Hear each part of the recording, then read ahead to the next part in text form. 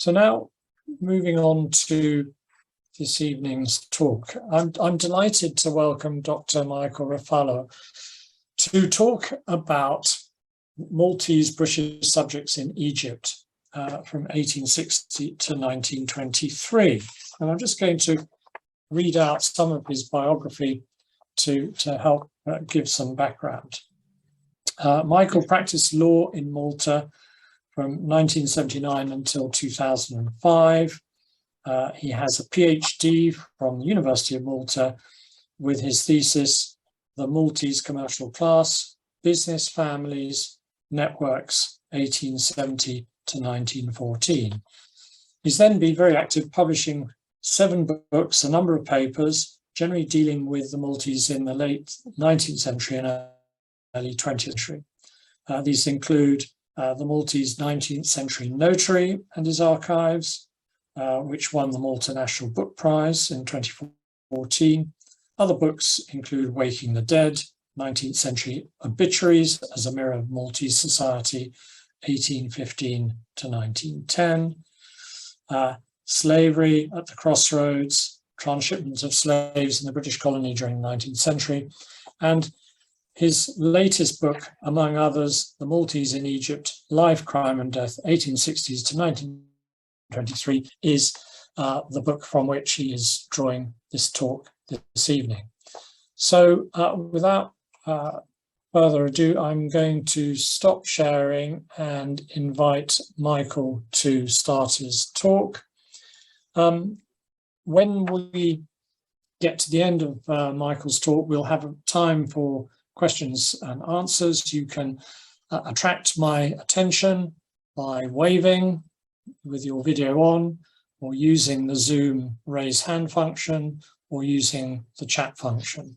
So please, let's have a lively discussion afterwards. Comments or questions would be very welcome. So without any more from me, Michael, would you like to share your presentation? Sure. Yeah. And please start when you're ready. Yes, thank you and good evening to all of you. I'll start with a short introduction about Malta in the 19th century and the early 20th century, which of course, as you all know, was a British colony, devoid of industries. Its main strength was literally manpower, and that was also its problem. And the only solution that anyone could think of was migration. The Maltese were encouraged to migrate, and the favorite areas for migration were the north of Africa and the Middle East. Egypt was not the most popular destination, but for a variety of reasons, particularly the building of the construction of the Suez Canal, but not only, a fair number of Maltese did settle in Egypt. Algiers, Tunis, Tripoli, Smyrna, and also Constantinople were quite popular destinations, but my book is limited to the Maltese in Egypt. I trust it will be interesting to go over what the Maltese achieved or did not achieve in Egypt. Let's start with numbers. It is said that the first Maltese settlers in Egypt were those who had accompanied Napoleon during his short stay and occupation of Malta. He hosted the Knights of the Hospitallers, the Knights of St. John, and formed a corps of Maltese known as La Légion Maltaise, said to be of around 1,500 men. After Aboukir, after Napoleon's defeat in Egypt and his hurried exit from there, it is said that a few Maltese remained there. Then Others may have joined the English Expeditionary Force and also remained in Egypt. These small numbers have been described as the pioneers of Maltese settlement in Egypt, but gradually their number increased substantially.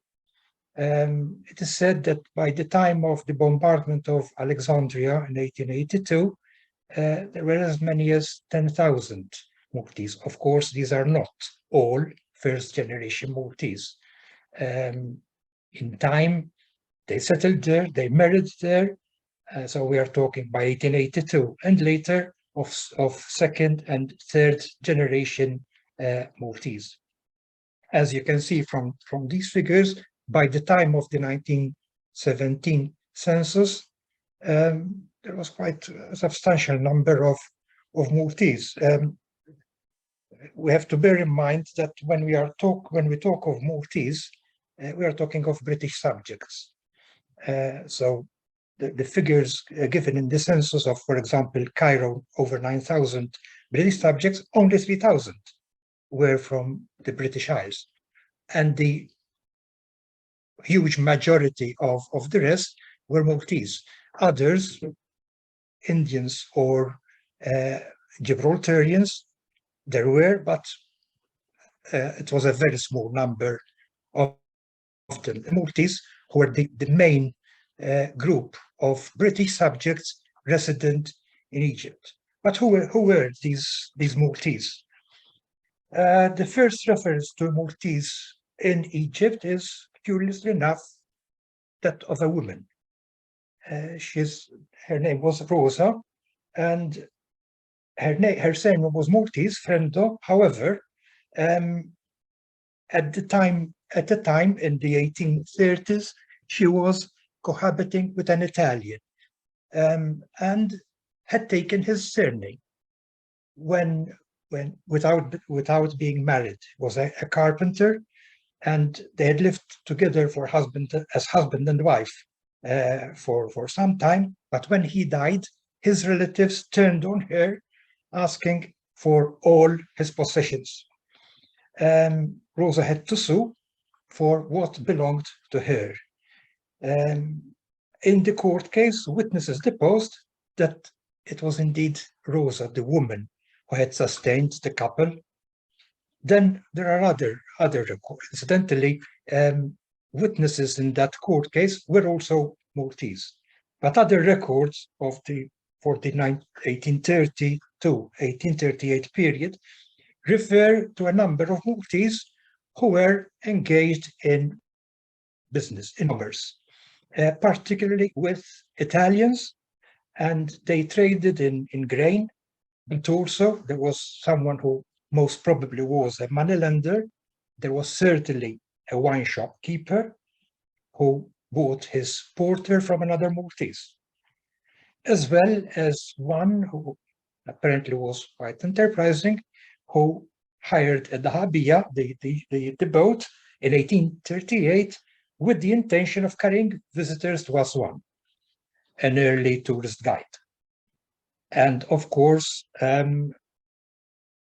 starting from the mid 19th century, and earlier with Muhammad Ali as viceroy in Egypt, and his grandson Ismail, who were keen on carrying great infrastructural works in Egypt. This was an added attraction for the Maltese, but not only. Many migrants from the north coast of the Mediterranean, particularly Greeks and Italians, but also Maltese, settled in Egypt during these times, having found many opportunities for work there. The Ras El Tin Palace, for example, in Alexandria, Maltese carpenters worked there.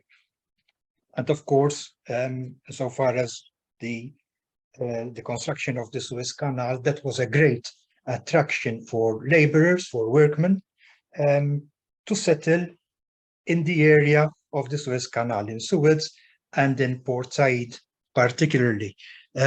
Many of those who settled there would eventually remain there, with others who found work there once the canal was finished after 1869. Many of them ended up in enterprises connected with the canal, petty traders, sellers to the ships crossing, accessing the canal, and other works, even with the canal company itself. We'll have occasion later on to analyze them in a bit more detail. What happened there. I spoke earlier of 1882. It was a watershed year, because the British authorities, having bombarded Alexandria, strongly recommended all British subjects, obviously Maltese included, to leave Egypt. Many left in a hurry, many of them leaving everything behind, with causing problems. But this was not the only occasion when Maltese and other settlers in Egypt left the country. In cases of cholera, for example, outbreaks of cholera or other diseases, European settlers in Egypt would leave the country only to return as soon as matters got better. The Arab revolt of 1882 was, of course, more serious, also because of the bombardment of Alexandria. Incidentally, during that bombardment, the British consulate itself was hit. Many of the documents in the consulate were lost. The few that one can find prior to 1882 relative to Alexandria were those saved by the consul, who picked whatever he could in his hands, took a boat and crossed over to the British warships with the few documents which he could carry with him.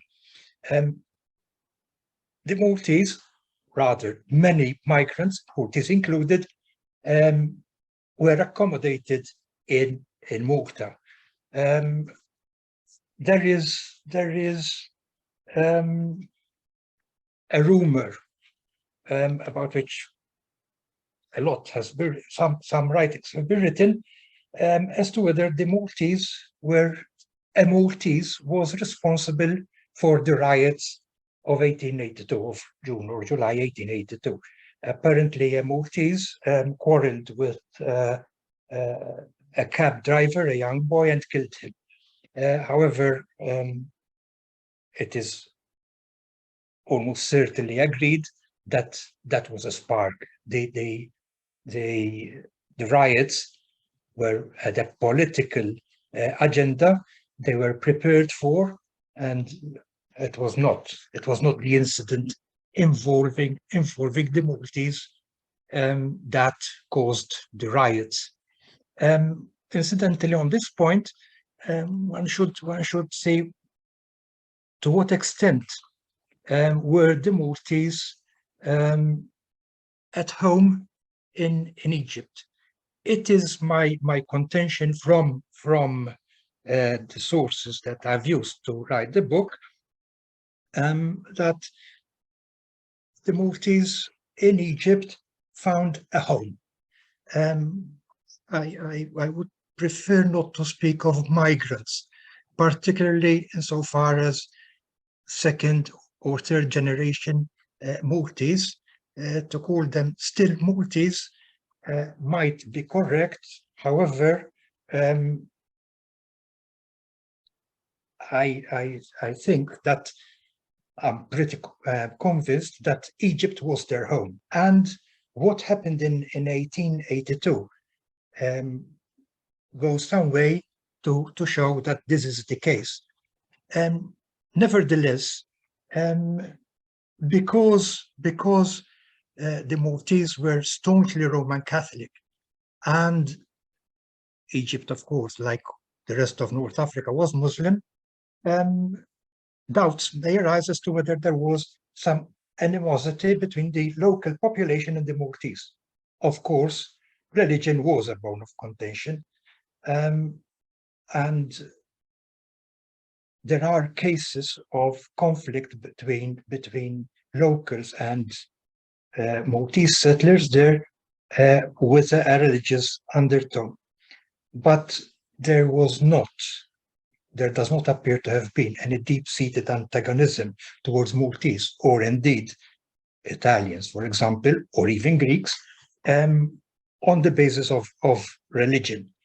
In fact, as I said earlier, the favorite migrant destination of the Maltese were Muslim countries, the north of Africa and the Middle East.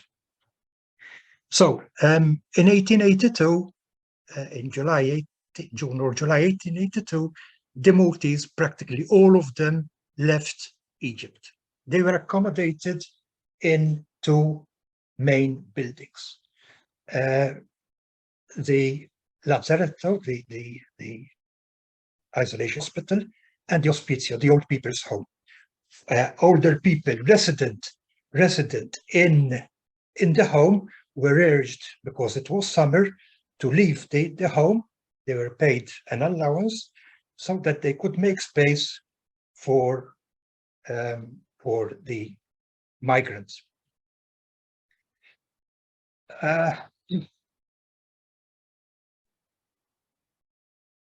So with this large number of migrants, not only Maltese, who found accommodation in Malta in 1882, this caused both financial and logistic problems for the local government, for the local administration. A commission was established by the government to deal with the problem, and this calculated that at the time there were as many as 10,000 individuals that had found refuge in Malta, the huge majority of them being Maltese. A third, more or less, of these were practically destitute. They had left everything behind. So this, of course, was a problem. The commission made periodical requests to the governor for financial assistance. Initial 5,000 was made available. By August, another 4,000. 2 weeks later, another 5,000. And by September, over 14,000 has been spent, and another 4,000 was required.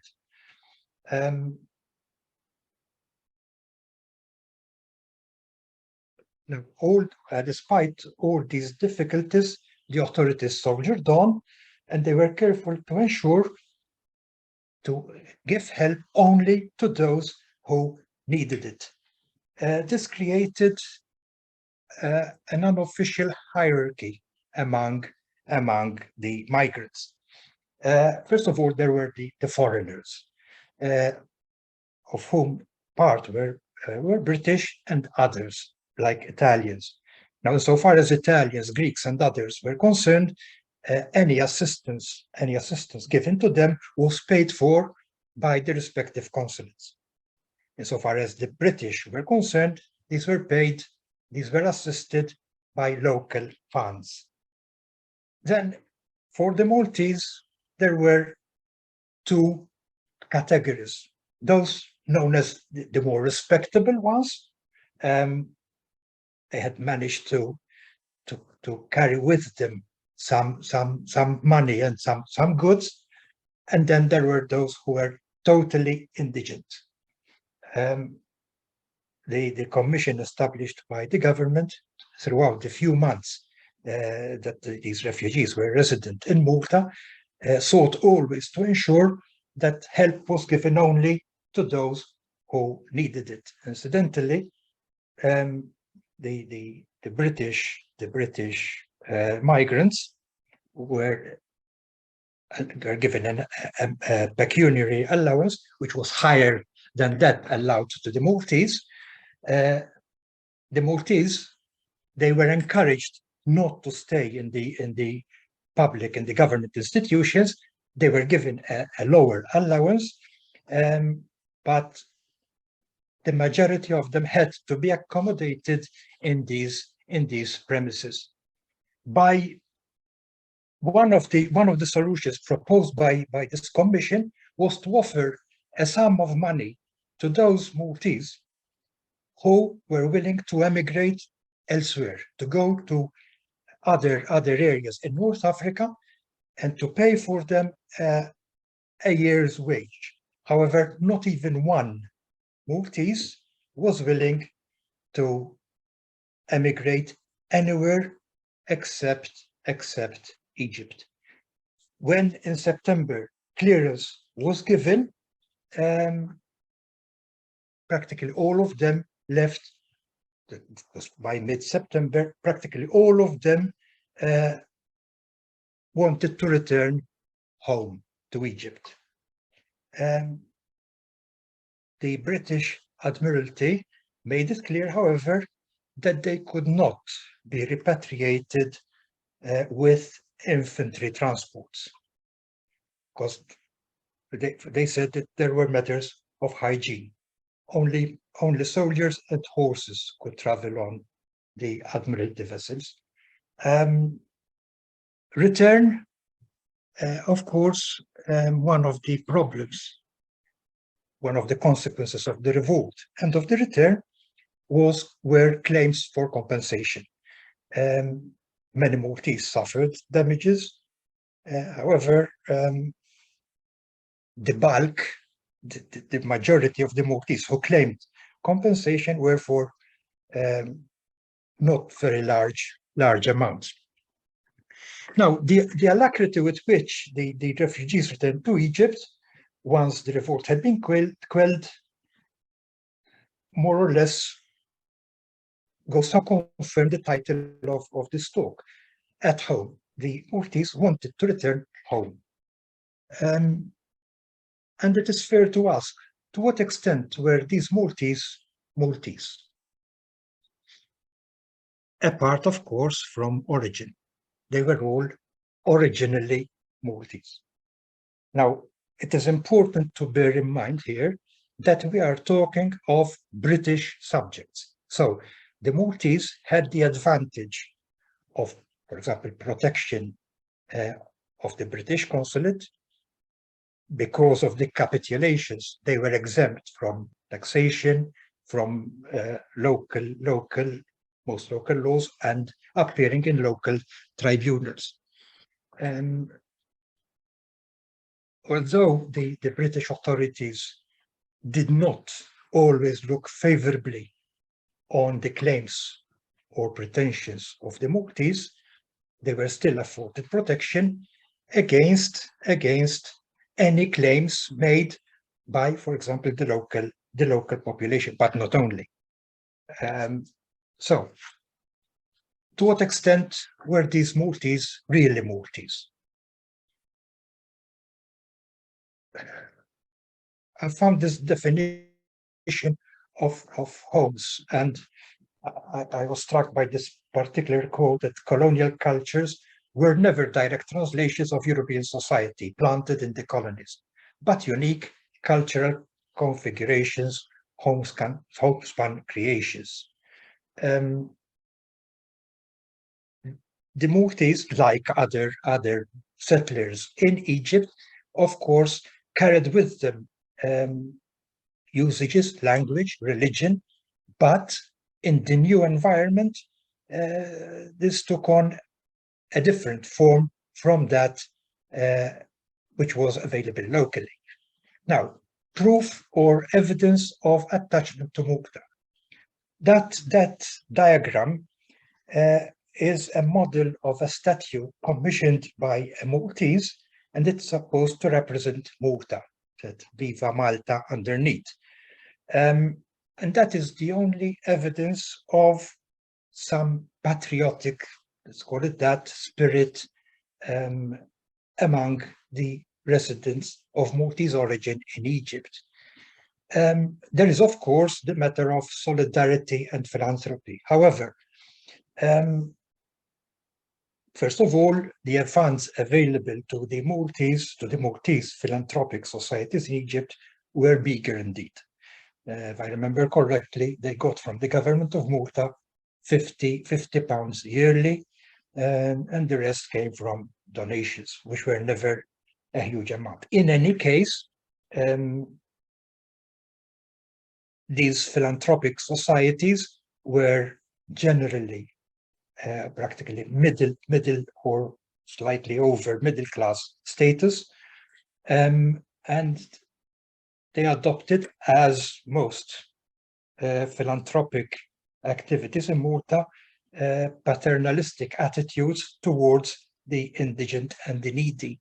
And I very much doubt what patriotic feelings they instilled in those they helped. Of course, after the 1920s, that changed. Other evidence of attachment to Malta, investments. I found from around a few thousand cases, 2 or 3 instances of residents in Egypt who invested their money in banks in Malta. They usually preferred to invest their money in the Ottoman Bank, and French banks, and unlikely as this sounds, very little in Italian banks. Unlikely because Italian was the language of the educated class in Malta, and Malta always wanted her attachment to Italy. But investments with, for example, the Banco di Roma, which was established, if I remember correctly, in the 1880s, in Egypt, were few and far between.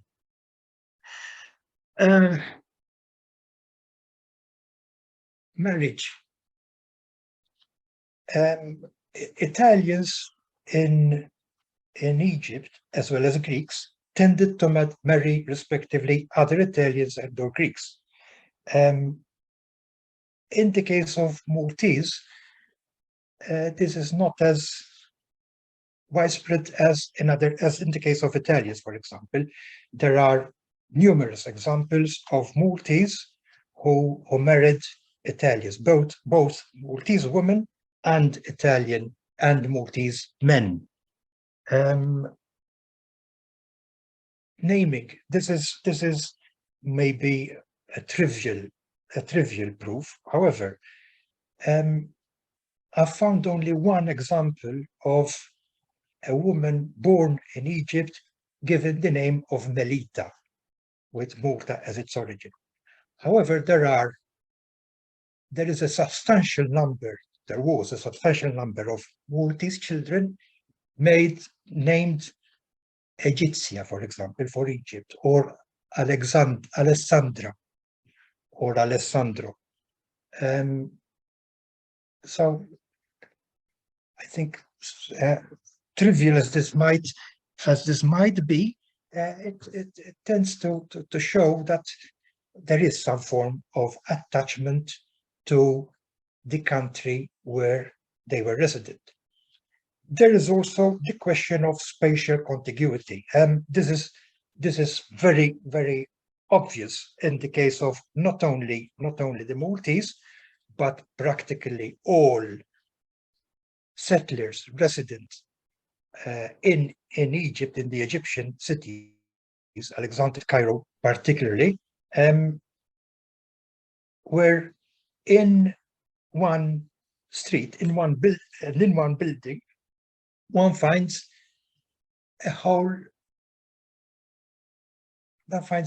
a number of nationalities: local Egyptians, Syrians, Italians, Maltese, Greeks. They all live in rooms or apartments within one building, and that of course, causes not only friction, but also there are elements of solidarity. If one can talk of division, that division was based on social position rather than nationality. There is also the question of convenience. As I said earlier, the Maltese were British subjects, and that was a huge advantage for them insofar as, but they could, as Maltese, as individuals of Maltese origin, who were also British subjects, they had the advantage of choosing the applicable law. They were subject, insofar as property, real estate was concerned, it was the Egyptian law which applied. However, insofar as crime, for example, was concerned, it was British law which applied. For the personal law, it was Maltese law which applied. And this gave them an added advantage. In the case of women, particularly because they adopted the nationality of their husband, this could because there is a particular case, I can't remember the name now, of a woman who married a Maltese. She had a child was a minor when her husband died, and she was appointed curator of her son and administratrix of his assets, which were quite substantial.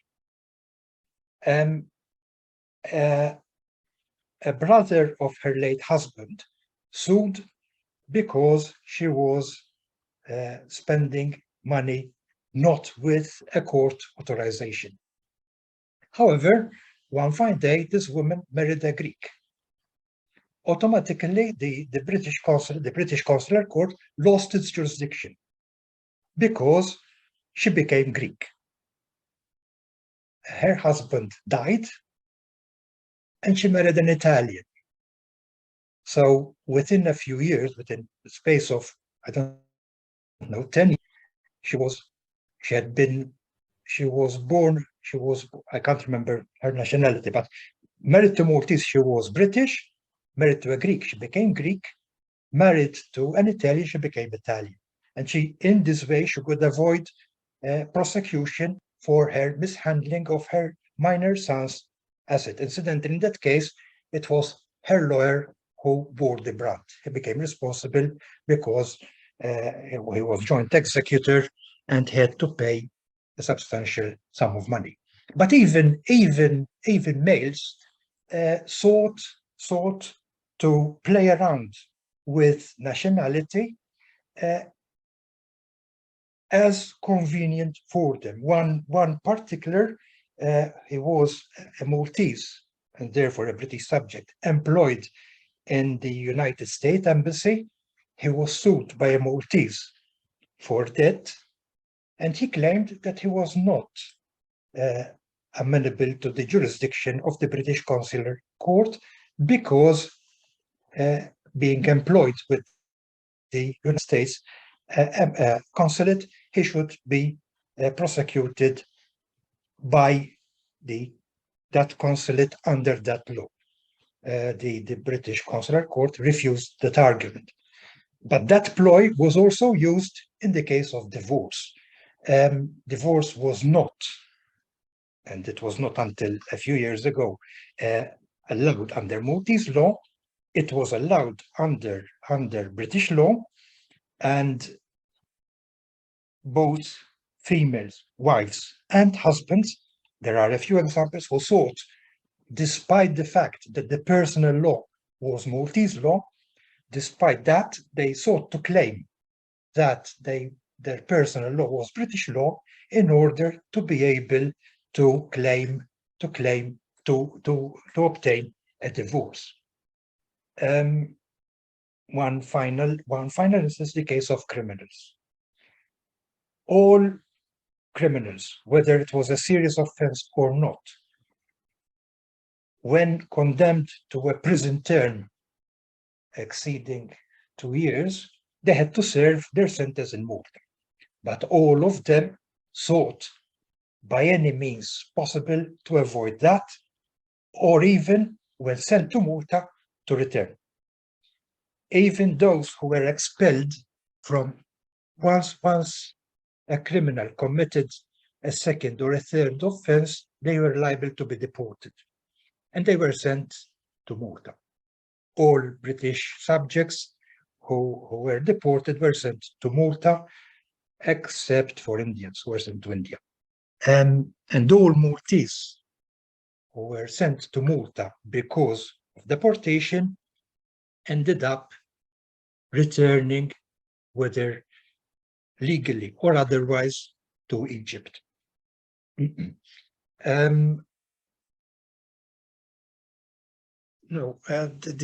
next topic connected with this is the famous idea of cosmopolitanism. Alexandria is renowned as having been a cosmopolitan city. Of course, this is a term which, as you can see, it's much easier to talk about than to define it. I would prefer to use that term with reference to individuals rather than to countries, than to cities. Cities like Alexandria, one can define as cosmopolitan, but of course, it's not the city, it's the individuals, its inhabitants, or not all of their inhabitants are cosmopolitan. Among the Maltese, two individuals stand out. One, Refalo, he was the British consul in Egypt. And when he drew up his will, he said, my estate has to be governed by my personal law, that is Maltese law. However, he was a Protestant, not Roman Catholic. He was a Mason, condemned by the local church. He was the consul general in Cairo, the British.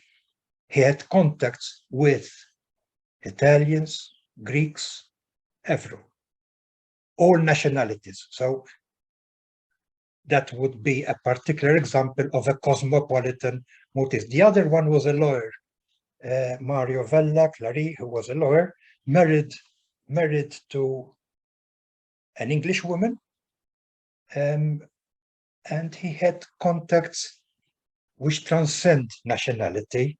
He was employed as lawyer by anyone.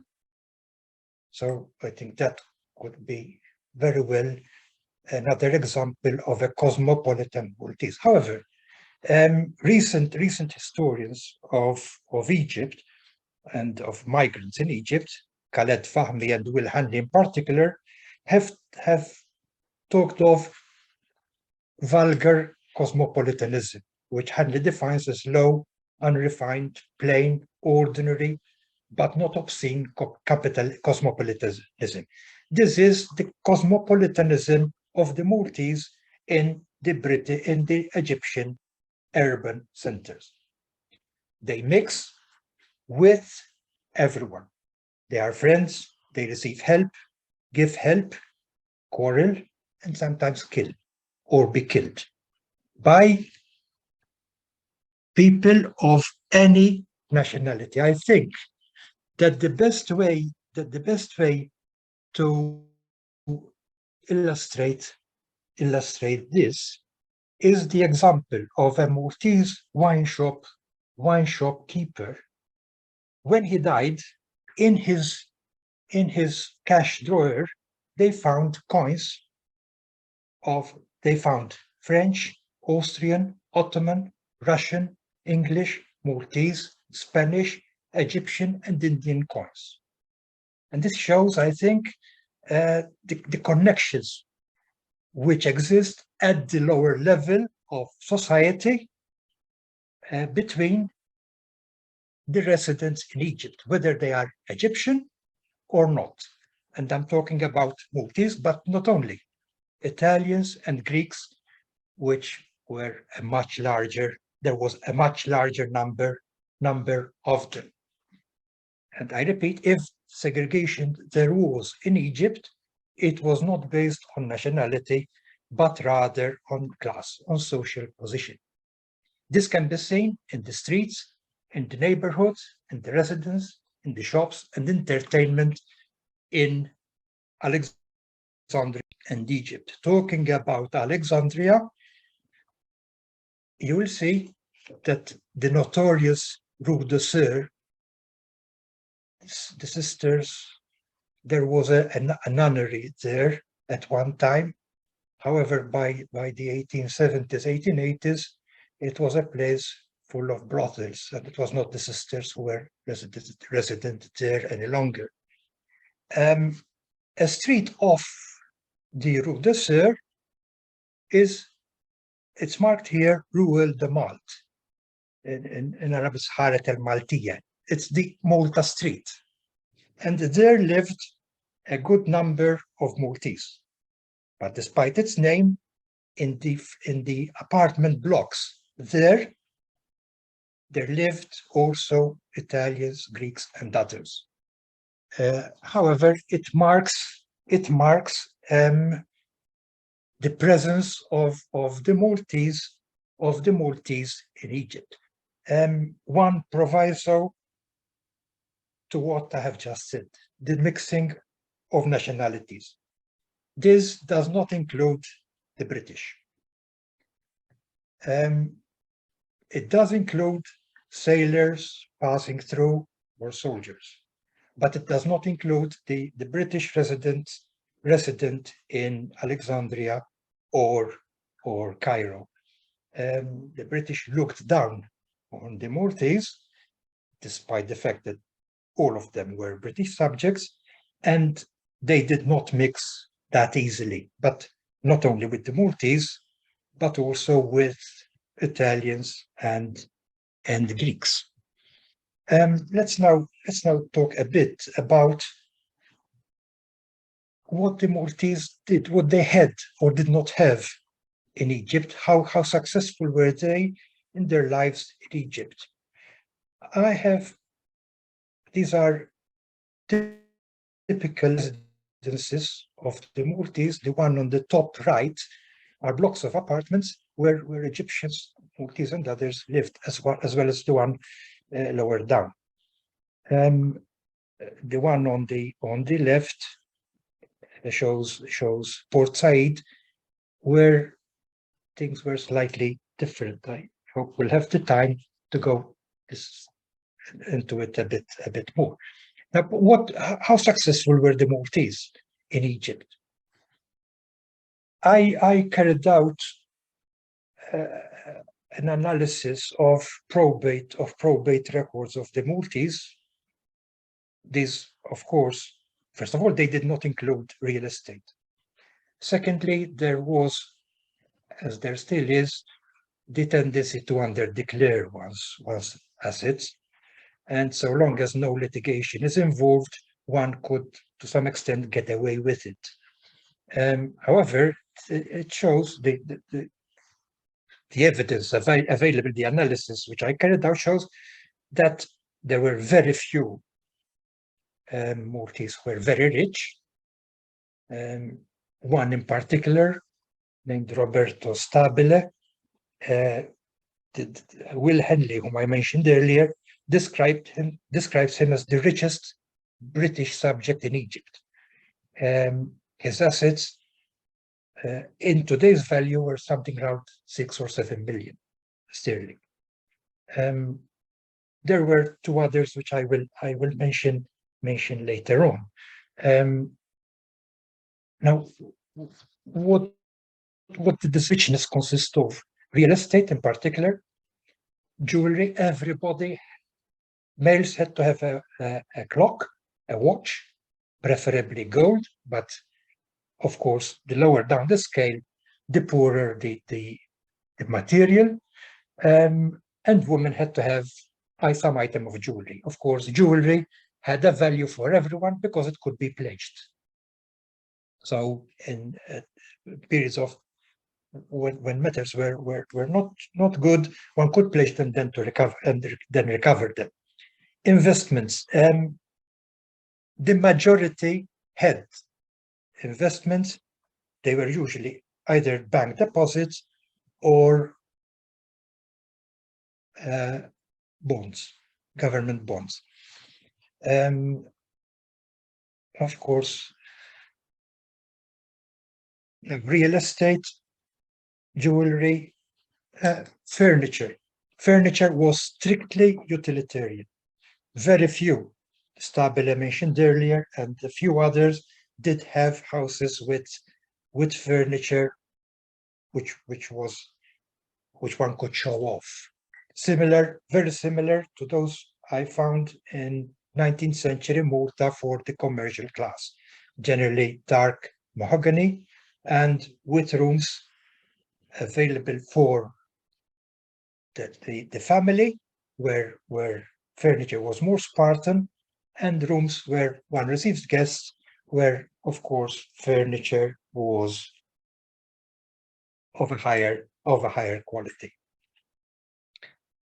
The poor, of course, were different. Let me refer to the poor because there were substantial extremes. Of course, many left Malta with aspirations, with hopes of finding work and maybe get rich. Some did, or some fared fairly well. A few did not.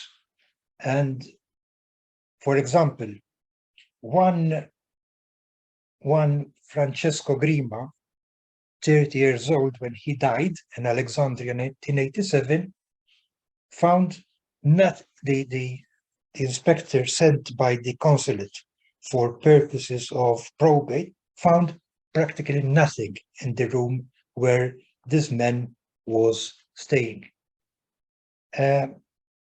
Another one, a married man living in Alexandria with his wife and children, 7 children, and pregnant wife still in Malta, used to send 1 sovereign every so often to his wife. He died. In his room there was a mattress, a case with some clothes, and 2 pigeons. That is all he had. They lived in rooms, practically hovels. The only hope of help would come from the consulate, and various consulates used to grumble that the Maltese made many claims for help, and the Malta government or philanthropic society. But as I said earlier, this did not have too much funds and could only help limitedly. The rich, I mentioned Robert earlier, his assets consisted mainly of investments, shares, bonds, but he had a palatial house, which he bequeathed to his wife. He had no children, and his will runs into some 40 pages with substantial legacies in thousands of pounds to nephews and nieces. The other one was the renowned Andrea de Bono, who was a trader and explorer. There was a whiff of him having been involved in the Sudan slave trade. His biographer denies that. Matters are not that clear. He was another cosmopolitan. He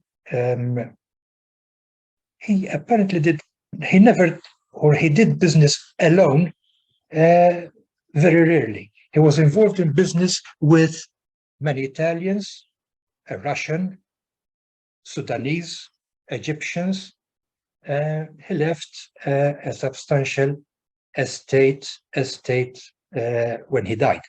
He married his concubine, a Sudanese, and he had 2 children. By the beginning of the 20th century. However, they were practically impoverished. They lost, excuse me, his partner in Khartoum apparently swindled him. The other substantially rich individual was this Michele Micallef and his father. They originated from Tunis. They were butchers, but when they settled in Egypt, they embarked upon the acquisition of land. And they bought land throughout a period of 10, 12 years. They managed to acquire something like 200, 300 acres of land. I talked earlier about neighborhood, street, and home. Alexandria, the Rue de Sur, I already mentioned. In Cairo, the favored area of migrants, Maltese included, was Bula. They're old buildings, 2 or 3 stories high, and also sometimes 5 or 6, and they were inhabited by all nationalities, local individuals included. Let me say a word about Bula and then deal a bit about Port Said, which is slightly different from, because of its size, because of various factors, it's slightly different from Alexandria and Cairo. The type of residences one finds in Bula, for example, were those known as okella. It comes from an Arabic word, it's called wikala. These are common residences. In earlier times, there is a description of this okella in 1885, which runs, they served and still serve as hostelries for the merchants, as well as for the accommodation and safekeeping of their wares, and consist of a court surrounded by buildings, of which the lower story forms a vaulted warehouse, while the upper rooms are used as living or storeroom. In the case of those inhabited by the Maltese, this is definitely not the case. There is indeed the courtyard, and there are rooms, practically hovels, where Italians, Greeks, Egyptians, and Maltese lived. At ground floor level, there used to be shops. There is not an exact equivalent in Malta. Mentioned in the 1881 census, where there are huge big apartment blocks, inhabited by a number of people.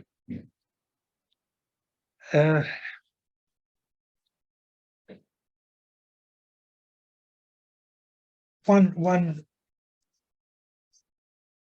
such residence is occupied by a Maltese carpenter, but living in the same building lived a woman, an Arabic woman, slightly further from the Maltese, another Arabic, then a Syrian, then the daughter of the carpenter with her Italian husband, another daughter with a Maltese husband.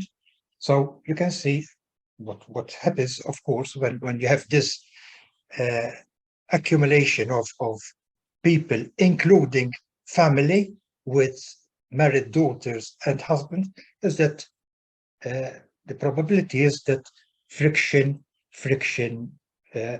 happens. In this case, the husband of one of the daughters tried to kill his father-in-law. This, the one in the middle, is a detection drawn by the police of a typical apartment block inhabited by the Maltese. It is 4 stories, a shop on ground floor with 3 stories. On first floor level lived, in 2 rooms, lived a Maltese family, husband, wife, and 3 young children, the oldest of whom was 6 years old. In another adjoining room, divided in 2 by a wooden board, lived an Italian couple. On second and third floor lived Egyptians. Now, the landlord was an Egyptian, and he wanted to carry out repairs on the outside walls of the building. The consequence was that the building fell, killing the Maltese, the 3 children of the Maltese couple.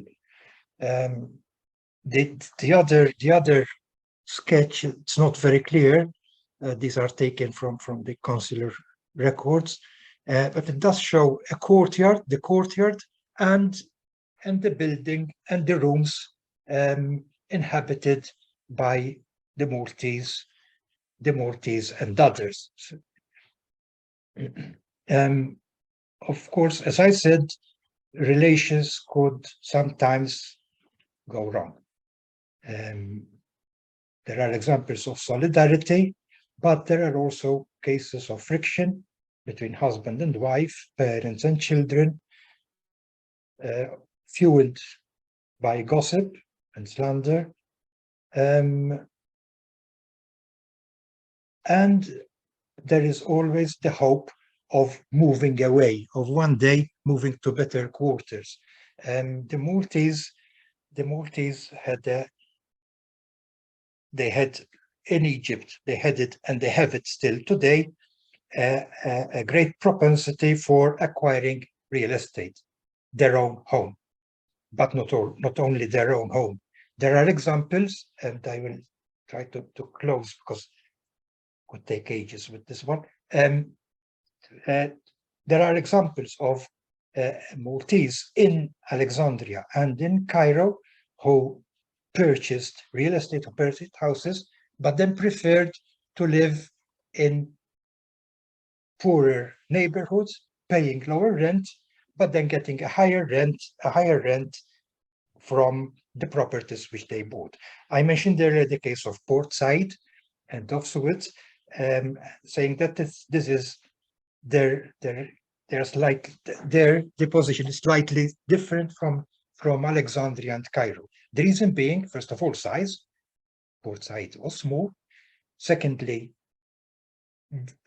the canal had huge influence, and practically everything was connected with the canal after 1867. The Port Said, there was an old quarter where the locals lived, and the quarter nearer the headquarters of the canal company where Europeans lived. However, as in the case of the big cities, there was no real segregation. The Maltese there, possibly because, but not only the Maltese, the Greeks and the Italians also, in particular, they were more quarrelsome.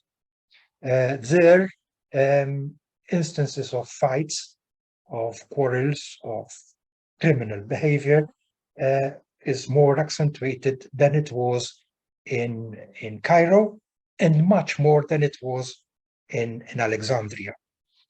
I will try to reach a conclusion to all this by mentioning one last thing: death. I have examined in my book the death of the Maltese in Egypt, but I have concentrated solely on two aspects of death, apart from suicide, because suicide was considered as a crime, and it has been discussed as a crime. Incidentally, there's only one case of an individual who was prosecuted for attempted suicide. He was not given a sentence of death, of course, it was fine. The two aspects which I have studied was the question of succession. Who who benefited, and the question of accidental death caused by hurry, by being run over, children who have accidents.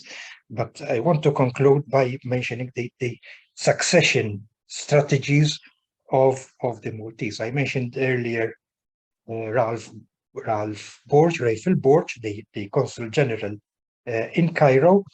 He did not have children. He was a widower when he died, and he bequeathed the bulk of his estate, a good part of his estate, to a woman whom he called his adoptive daughter, who at that time was living in Turin in Italy. But he bequeathed a substantial number of philanthropic legacies. And this was quite common in Egypt, even of Maltese, who bequeathed, who left money for philanthropic purposes or charitable purposes. And this is in contrast with what happened during the same period in Malta, where it was not philanthropic bequests which were popular, but rather bequests for churches or for the saying of masses. In Egypt, that is less common, and possibly because the Maltese in Egypt were influenced by the practices of the British or other nationalities there. They did leave money for masses, but it was not as common as it was locally. There is much more to say about this. I would perhaps invite you to eventually buy and read my book. So I will stop there and would welcome any questions which you might have. Excellent, Thank Michael. Thank you very much indeed. Welcome. And if you'd like to just stop sharing your presentation, then we can go to questions or comments. Does anyone want to lead with something? Otherwise, I will.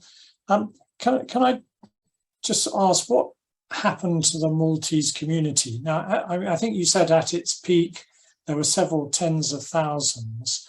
Are there any Maltese left today in Egypt? Well, no.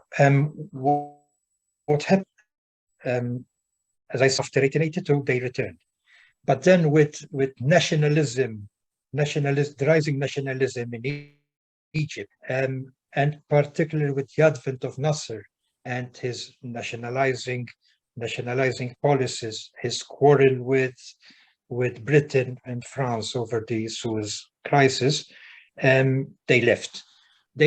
And this is something which I should have mentioned when I was discussing whether the Maltese were Maltese. What I should have mentioned was what was the attitude of the Maltese government to the Maltese, Egypt or elsewhere. The line taken by the Maltese authorities was that we will only help those Maltese who were born in Malta. So the Maltese authorities were in continuous discussions and arguments with the British consulate, wanting to know whom they are helping and refusing to help if that, let's call him Maltese, was born in Egypt or elsewhere. In 1956, when the Maltese started leaving Egypt, Malta refused them. They were not Maltese. For the Maltese government, they were not Maltese. And they ended up in France, in Canada, and Australia. And in Australia, there was a substantial number of former residents in Egypt, but also in Marseille in the south of France. Okay. Yes. Thank you very much. Charles Delly. Charles. Thank you Charles. very much. Hello, Michael. Congratulations. Thank you. Thanks so much for this wonderful lecture. I wanted to ask, please. In fact, you touched particularly towards the end on the important issue of religion and the bonds created within the community in terms of people who had the resources to leave money, to leave some money for a religious purpose, etc., etc. And I wanted to ask, in view of, as we know, the importance of the parish in Maltese and Godston context, and the all central role of the parish priest, the capellan, in village society, as indeed in urban context. Do you find something similar happening among the Maltese in Egypt? Look, the St. Catherine's Church in Alexandria was considered to be the church of the Maltese and the Italians. And there are substantial number of examples of events, let's call them events, taking place in church. However, the presence of priests, I know from having some time ago examined the correspondence of the then Archbishop of Malta, Pietro Pace, about his idea of sending priests where the Maltese were settled, in the north of Africa, Egypt included. However, reference to priests as counselors is very rare to come by. I have found examples of, for example, marital quarrels, and they involve the priest, with little or no success at all. This could also be the reason. This could be due to the nature of my sources. My main source has been the consular records, the British consular at Kew, and 95% of them are court. Let's say 90% of them are court cases. So it's unlikely to find that type of evidence. However, the little evidence I found is that the priest there did not have the same influence or the same role which he had in local society. This is interesting, if I may add a comment, because also the setting, given that big urban centers like Alexandria and Cairo could in no way be compared to the more contained environment of local communities.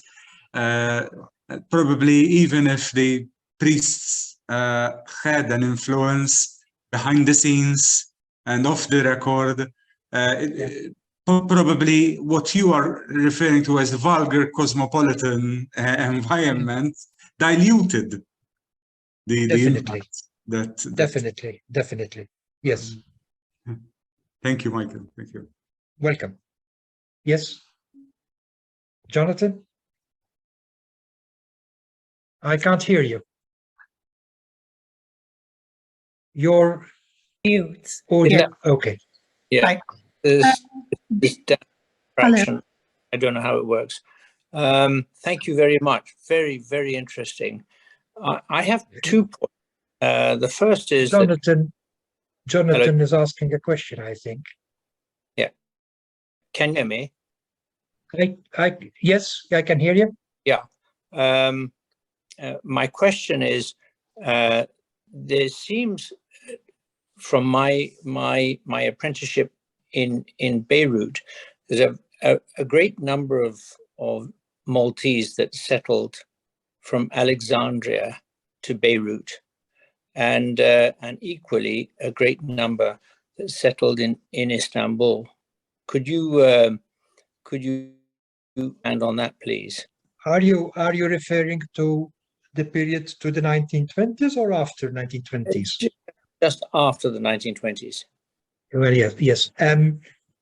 My research is limited to it goes up to 1923 for the simple reason that with the 1919 revolts in Egypt and subsequent troubles, most of the documents are not available. what I did find was, and was something which I should have mentioned earlier on, is that the Maltese in Egypt were not all Maltese. Many of them, some of them, came from Beirut, from Istanbul, from Izmir, and from Cyprus. I have one particular individual. He was a habitual criminal, and when he appeared in court, he could not speak. He did not know Maltese. His language was Greek. The court ordered his deportation to Malta, and he pled, "Do not send me to Malta, because I have no connection with Malta." His surname was Maltese, his father was Maltese, but he had absolutely no connection with Malta. In fact, months after he was deported, a note from the Foreign Office in London said, we must examine these cases in more detail, because we cannot just send someone who has no connection at all with Malta. Simple reason that his surname is Maltese. So this is probably the other way around from what your question was. Let's call them Maltese from Istanbul, from Smyrna, from Beirut, from Cyprus, did settle in Egypt, and there's quite a substantial number of these peripatetic Maltese who traveled around the coast of the Mediterranean, settling sometimes there, and ending up in Egypt eventually. Yes, thank you very much. Thank you. Welcome. Christine. Hello. Can you hear me now? Yes, I can. Yes. Okay. The lady who you said had the name as Melita, was she from Port Said by any chance? I can tell you exactly. It is. I think it is Melita Said. Pardon? Melita Said. No, it was not. I don't think it was Said. I think her son, if I remember correctly, I'm going from things from memory. Her son or her grandson now is, or until recently was, one of the main exponents of the Maltese migrant community, and he attended the conference held by the Ministry of Foreign Affairs in Malta some years back. Bonavia? I think it's Gera, but I might be wrong. Then there was another Melita. Well, She's of from Port course. Said. No. I found one. But one I'm other. sure there were others. Her father was an editor of a newspaper in Port Said. Okay. They had a Maltese newspaper. He promoted it in Port Said. I see. So there was another one who had a Maltese newspaper, but that was in Istanbul. This is Giovanni. Michelangelo Mariamizzi. No, this is Giovanni Said. Okay. Okay. But he had the Chronicle, I think. No, Charles would know. I think it was the Chronicle. I think so. I think Yes, so. he ended up again in Malta. I found something about him, and I eventually write something about him. And they were ship shanders in Port Said. Yes, there were in Port Said. Yes, there were quite a few ship chandlers, Maltese ship chandlers in Port Said. They were in constant competition with the bigger companies, the British, the French, and then the Germans. And the Maltese used to, as soon as a ship approached port, used to go out on boats, wanting to sell things to sailors, to the captain, ending up with quarrels and sometimes a death. Mainly water. water ship chandlers. Yes, water. Yes, I know about. I have cases of Maltese who had water companies selling water to the ships. Mm. Mm. Thank you. Can I follow up on your response to Jonathan's question? Because I'm intrigued by the sense of identity. How did the Maltese in Egypt see themselves? Were they Egyptian Maltese? Were they Maltese? And also, almost the reciprocal point, how did the Maltese in Malta view the Maltese in Egypt? Did they see them as almost a separate group? I think that first of all, the Maltese, being one could call them a migrant nation, were very easily adaptable. They adapted easily, practically wherever they went. I'm talking about the 19th, early 20th century, but also later on, when the Maltese settled in Canada and Australia, wherever. I don't know how the Maltese in Malta considered them. What I know is that if Maltese in Egypt had relatives in Malta, when the former died, you could find as many as 30, 40 relatives or not claiming a share of the succession. So I think the idea was that because they are in Egypt, a relatively rich country, because of the cotton boom first and then the canal, things like that, they gave the impression of being fairly well off. Of course, many were moderately well off, a few were very well off, and some were indigent.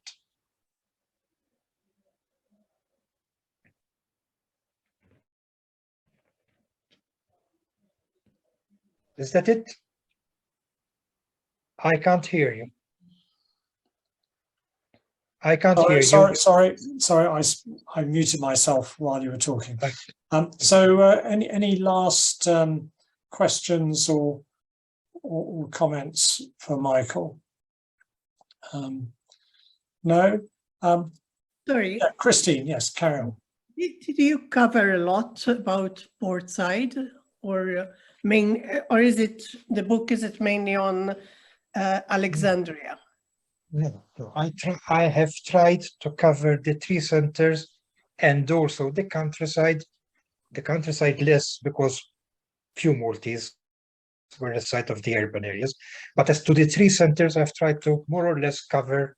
There's no particular preference for any of the big cities, no. I cover Portside together with the town of Suez fairly comprehensively, I think. Okay. I had much more material, but it would take till 2 o'clock in the morning to go over it, so I had to cut short a bit. And are there any sort of other sources of information which you are still looking at? So different types of information, such as all the newspapers, for example. That is exactly what I have in mind. I've met with, when I was carrying out research, but also I'm still meeting lately with references to migrants, particularly in Egypt, because it is my area of interest, which I hope to widen to Smyrna and Constantinople in particular, because there were in Smyrna particularly a substantial number of Maltese. Indeed. And yes, newspapers are a valuable source. Because I'm thinking, looking at the trading links, such as the ships chandlers, shipping agents. I mean, Jonathan will know this very well, that the links between the cities were probably very strong between the Maltese community on a trading basis, and those records might be in the newspapers definitely. or other Yes. commercial documents. Yes. Maltese businessmen in Egypt did try of them, but not as much as one would expect. I'm talking of the smaller ones, not the big business enterprises, did try to obtain material in Malta to sell in Egypt. I'm talking particularly about cheeselets, which were renowned small cheeses, fresh cheese, which came from Gozo, incidentally, and lace. The instance did not fare too well, but there is at least one businessman, but he was in Malta, and he made a great success exporting lace to Egypt. Until that industry too, like others, diminished practically to the point of disappearance in Malta because of competition from machine-made lace coming from Germany and elsewhere. Jonathan. Yes, John. Yes, Jonathan. Yes, I just like to complement what Quentin just said. In actual fact, when one looks at the ship's chandlers and the profile of those in the Lebanon, Beirut, and Smyrna and Constantinople, they all have one thing in common, and that is their roots being in Suez, in actual fact. Yes. Mm-hmm. Yep. Yeah, I can imagine that. I think unless there's any last points, we probably should wrap up. But there is an opportunity if you want to find more information about families or trades with Maltese connections. I'm pretty sure we have a lot on our website. So if anyone would like to look or need help, then do get in touch. Yeah. But finally, just to say, Michael, thank you so much for. It's been a pleasure. Thank you. Thank you for inviting me. And thank you all for having attended. Thank you, our audience. Thank you. Bye-bye. Thank you. Yeah.